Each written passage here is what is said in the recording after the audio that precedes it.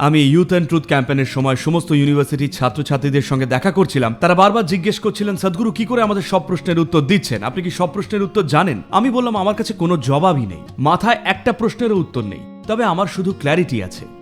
সারাটা জীবন ধরে এই ক্ল্যারিটিটা গড়তেই আমি খেটেছি।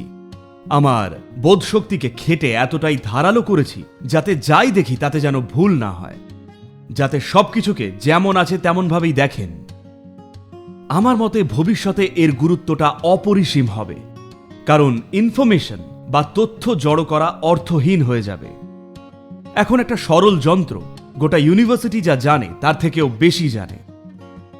তো এমন একটা সময় এসেছে, এখন দারুণ একটা সময়।